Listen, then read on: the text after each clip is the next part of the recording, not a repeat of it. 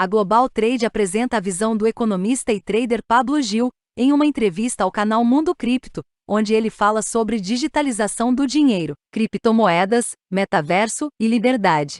Você está preparado para ouvir a verdade que poucos têm a coragem de falar destes assuntos? Assista agora.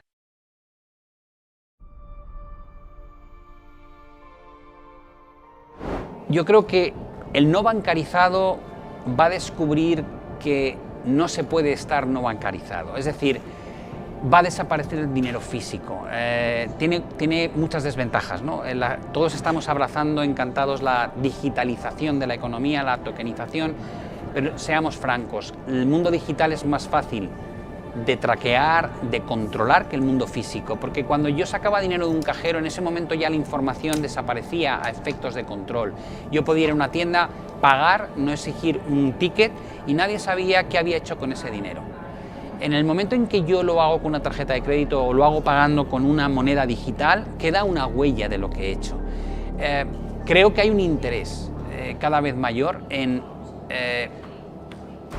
dejar atrás el mundo físico del dinero y abrazar el mundo digital. Y los propios bancos centrales, cuando impulsan la idea de el euro digital, el dólar digital, el yuan digital, van a tener un control como nunca han tenido de en qué gastas, cuándo lo gastas y dónde lo ganas. Es decir, va a ser espectacular y no hace falta echar la vista atrás más que unos pocos años para descubrir que tú antes podías sacar la cantidad que querías de dinero de tu cuenta y a día de hoy ya no puedes. Y no puedes pagar en efectivo lo que tú quieras, sino hasta un límite. Y no puedes sacar del país una cantidad de dinero sin que lo hayas declarado. Por tanto, estamos perdiendo libertades. Y creo que los no bancarizados acabarán siendo digitales y estando controlados. Y toda la sociedad estará controlada. Sé que hay un sueño muy bonito, ¿no? de que el mundo cripto va a suponer, nos va a permitir el anonimato. Yo no lo creo, para nada.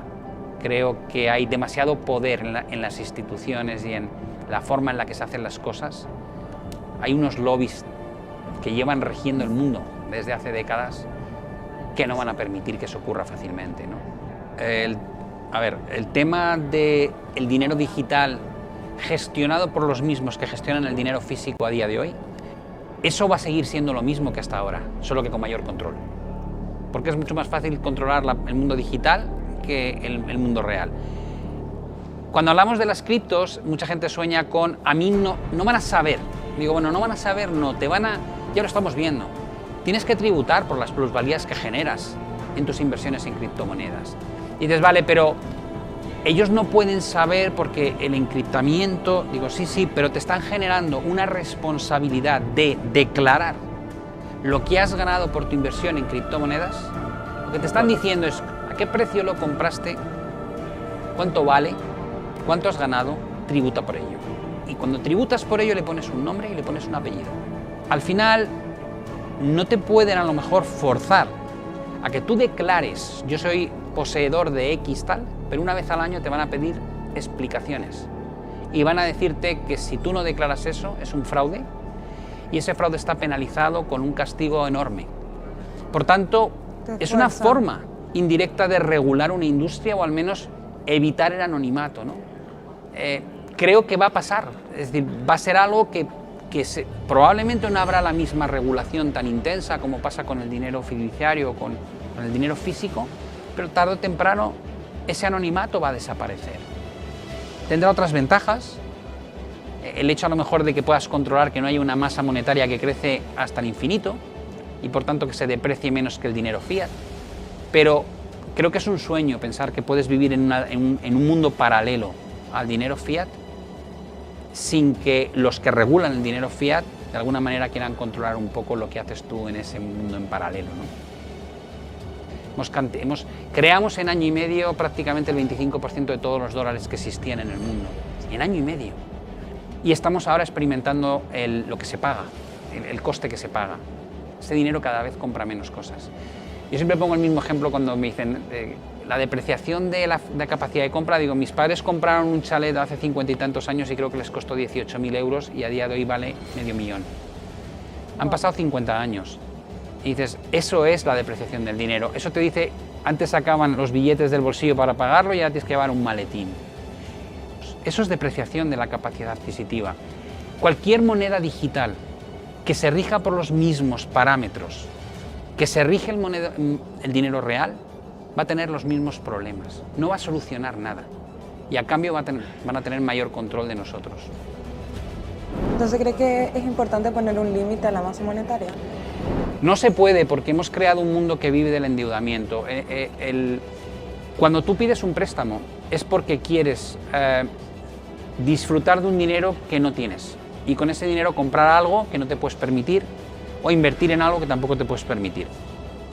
El mundo vive con 300 trillones de deuda.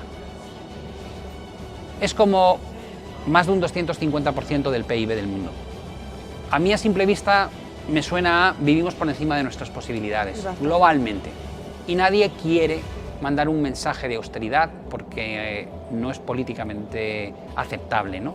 Decir a la gente, señores, nos hemos equivocado, hay que bajar, hay que vivir peor. No podemos tener este estándar de vida. Nadie quiere hacer eso. Con lo cual, la única opción es seguir dando la maquinita y cada vez que surge un problema, generar dinero de la nada, que permita comprar deuda de los estados que puedan llevar a cabo programas de política fiscal expansiva. Y eso nos ha traído a donde estamos. Y la parte fea de eso es que nuestro dinero cada vez compra menos cosas, o dicho de otra manera, cada vez tenemos más inflación. Y en esas estamos, no sabemos cómo salir de este embrollo y de momento, como no sabemos cómo salir y no podemos parar la dinámica, le seguimos dando al rodillo que genera mayor dinero, que nos permite endeudarnos más y con eso darle una patada hacia adelante a la lata, porque realmente como nos paremos a mirar la lata nos va a dar un pánico porque vamos a decir, ¿qué diablos hacemos con esto? Porque no hay solución. Con lo cual identificas el problema pero no identificas cómo lo vamos a arreglar. La deuda en sí no es mala si es productiva. Si tú consigues un retorno que te permite pagar los intereses y ganar dinero, bienvenida sea la deuda. El problema es la deuda improductiva, la que te lleva solamente a especular y no genera crecimiento económico porque entonces no puedes devolver. Al final llegará un momento en que habrá una reestructuración de la deuda y eso es una crisis. La crisis puede ser una crisis ordenada o una crisis desordenada. Si es desordenada, normalmente da lugar a guerras globales. ¿Por qué? Pues porque le estás diciendo al que te ha prestado el dinero que no se lo vas a devolver, ¿vale? Y cambian los regímenes. Si es ordenada, es una reestructuración de la deuda. Actualmente tenemos tal cantidad de deuda que la duda es si se puede hacer de forma ordenada o no. Y es una situación que lo miras y dices, ¿y cómo va a acabar esto? Y ahora nos estamos dediando de cabeza a cómo solucionar un problema que teníamos que haber visto venir, pero que no hemos visto venir, ¿no? Y es el cabreo social porque no llegamos a fin de mes. Por todas las políticas ultraexpansivas que hemos llevado a cabo para no enfrentarnos a crisis económicas que teníamos que haber dejado a lo mejor que pasasen en eventos como por ejemplo la pandemia, ¿no? ¿Es una crisis de deuda soberana posible? Sí, por supuesto. La pregunta es cuándo, ¿no? Faltan 2 años, faltan 20 años, faltan 10 años, esa es la gran clave. Pero bueno, ya has visto la medida antifragmentación del BCE, que básicamente te está diciendo veo un problema como en el año 2011 ¿DPI?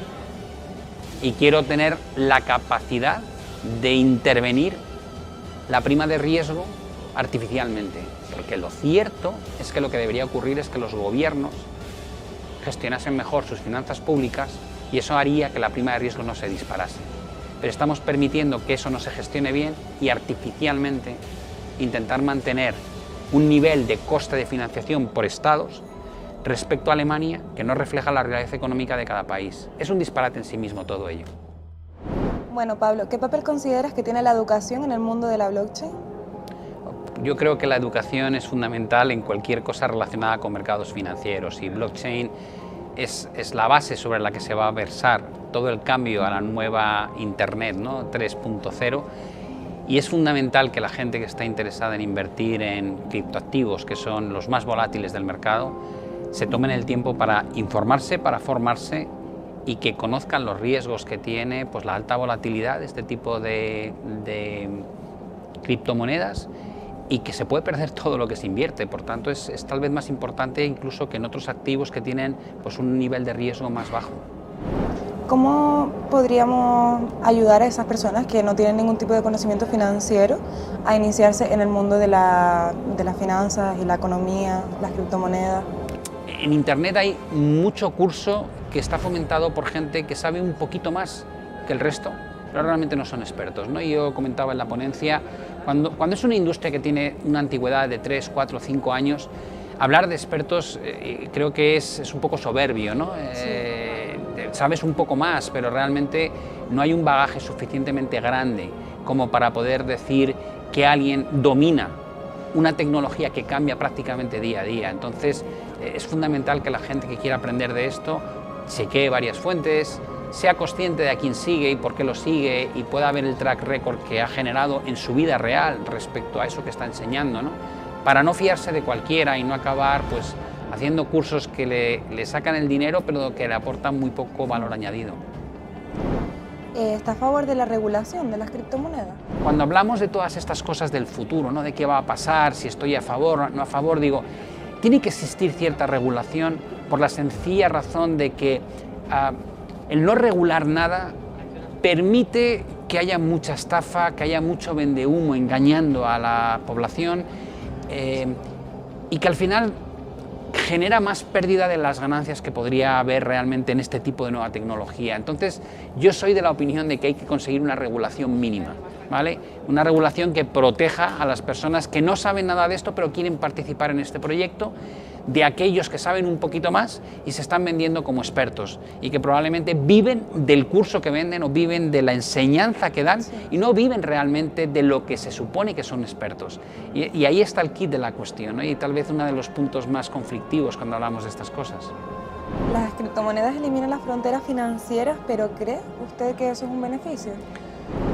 Hablar de finanzas descentralizadas es muy interesante. Yo creo que vamos hacia un mundo, hemos tenido tiempo en la ponencia de hablar de metaverso, pasamos de web 1.0 a web 2.0, de 2.0 a 3.0, ha habido un cambio brutal y ha estado ligado a ciertos cambios tecnológicos que anteriormente no permitían hacer pues, las cosas que hacemos hoy. El siguiente salto probablemente a web 3.0 va a ser muy interesante porque vamos a descentralizar esos focos que aglutinan cómo nos interconectamos los usuarios y el usuario va a ser el eje central, ¿no? Eso quiere decir que va a haber menos limitaciones, que va a haber menos regulación y que probablemente la manera de monetizar lo que se vuelca, el contenido que se vuelca va a cambiar de forma radical. Todo ello va a suponer un cambio tecnológico tremendo porque va a haber una migración del mundo real a un mundo programable, que es lo que en sí representa el metaverso. Y lo hemos palpado ligeramente, lo hemos visto con algunos juegos que nacían hace 20 años como Sims o Second Life, donde tenías tu avatar y vivías en un mundo paralelo al tuyo, pero en dos dimensiones. Después lo vimos llegar con nuestra vida en las redes sociales. Tú te vas a un restaurante, miras en las mesas de al lado y todo el mundo está con el móvil. Es como ya la relación social ha cambiado, ya no es igual, y ya no te digo los niños, ¿no? o la gente joven. Falta una tercera, porque todavía no es inmersivo. Sí, nos permite cercanía, rompemos la distancia, pero no es inmersivo. En el momento en que tú puedas trasladar proyectos reales a mundos virtuales donde el espacio y el tiempo se acorten de una manera brutal y la eficiencia en costes económicos y en tiempo gastado cambie completamente. Yo, por ejemplo, entiendo que la forma en la que nos reunimos en el trabajo ya no va a ser la misma dentro de 10 años. No va a tener ningún sentido los desplazamientos que hacemos con el coste que genera, la forma en que interactuamos con la empresa, con el trabajo. Podemos estar presentes sin estar presentes, con lo cual la idea del teletrabajo que hemos experimentado con la pandemia va a pegar un salto cualitativo increíble y va a cambiar todo el mercado inmobiliario en sí mismo, el concepto de las oficinas. Creo que se abre un mundo de aquí a 10, 15, 20 años, pues probablemente parecido al que vivíamos nosotros cuando empezaba Internet. Éramos incapaces de saber lo que un móvil representaría, ¿no? Tú dices, el móvil de hoy lo es todo, tienes todo, es un ordenador andante, ¿no? Y la conectividad está limitada por la velocidad. Veremos lo que ocurre con 5G. Está todo por ver. Yo creo que hay que tener una mentalidad abierta y dar por hecho que lo que preveemos que va a pasar, por mucho que intentemos proyectar nuestra imaginación, siempre se va a quedar muy corto. Veo que ve el metaverso como una oportunidad realmente. Va a ser la nueva realidad. Por ejemplo, mucha gente dice, bueno, pero eso es un sueño. Digo, no es un sueño, es una realidad que está ocurriendo delante de tus ojos, lo que pasa es que no lo aprecias. Estamos fusionando el mundo digital y el mundo real a un paso increíblemente rápido sin ser conscientes. Tú vas por la calle y de repente levantas un móvil y apuntas a una calle y ves los edificios y aparecen carteles que te dicen dónde están las mejores ofertas o qué restaurantes hay. Todo eso es una mezcla en la que traemos a nuestro mundo físico una información digital. El metaverso yo creo que es el siguiente salto. Nosotros físicamente vamos a entrar en un mundo virtual programable a nuestro gusto.